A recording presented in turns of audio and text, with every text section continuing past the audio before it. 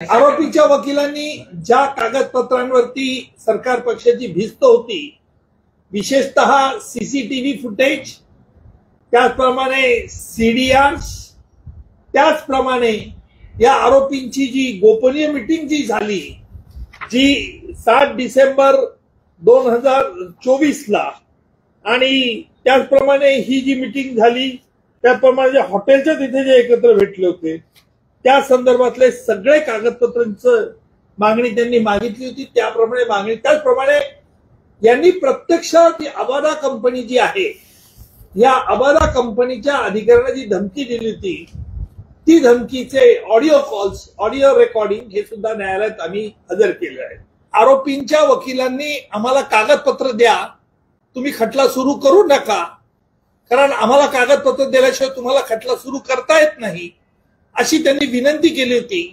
न्यायालयात मी जो नवीन भारतीय नागरिक संरक्षण संहिता याच्यातील कलम 249 न्यायालयाला वाचून दाखवलं। ज्या क्षणी हा खटला न्यायालय सत्र न्यायालयात येतो व ज्या क्षणी आरोपींना न्यायालयासमोर हजर करण्यात येतं, तेव्हा सरकारी वकिलाने सरकारची काय केस आहे हे न्यायालयाला सांगितलं पाहिजे, जेणेकरून न्यायालयाला त्याचा, आम्ही सांगतो त्या घटनेचा अभ्यास करता येईल आणि त्याप्रमाणे ज्याला इंग्रजीमध्ये म्हणतात opening of the case of the prosecution, त्याप्रमाणे आज न्यायालयामध्ये आम्ही संतोष देशमुख यांच्या खटल्याची सुरुवात आजपासून आम्ही सुरू केलेली आहे। माननीय न्यायालयाने ज्यावेळी ते नोंदवले त्यावेळी ते बंद पाकिटामध्ये असल्यामुळे ते पाकिटं फोडून ते जबाब शासकीय वकील, सरकारी वकिलांना आणि आम्हाला दोघांना देण्यासाठी ठेवलेली होती, तारीख होती। पण मग आज चार्ज फ्रेम झाली नाही, काहीच नाही।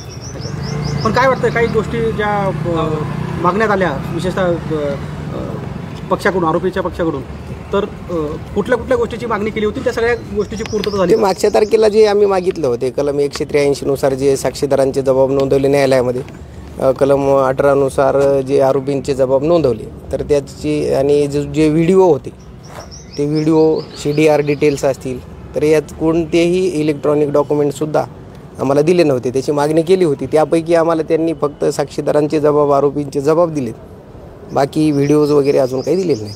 मग आता यासाठी पुढे कुठला अर्ज केला आहे तुम्ही? नाही, आमचा अर्ज पेंडिंग आहे। न्यायालयाने सांगितलंय त्यांना की त्यांना ते द्या म्हणून, तर मी पुढच्या तारखेला सांगू न्यायालयाला।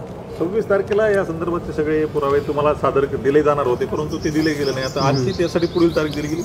हो, आता त्याच्यासाठीच असंच समजण्यात येईल, कारण 26 तारीख आज देण्यासाठी, परंतु आम्हाला इलेक्ट्रॉनिक जे व्हिडिओ होते ना, इलेक्ट्रॉनिक एव्हिडन्सच्या स्वरूपामध्ये जे आहेत ते आम्हाला दिलेले नाही।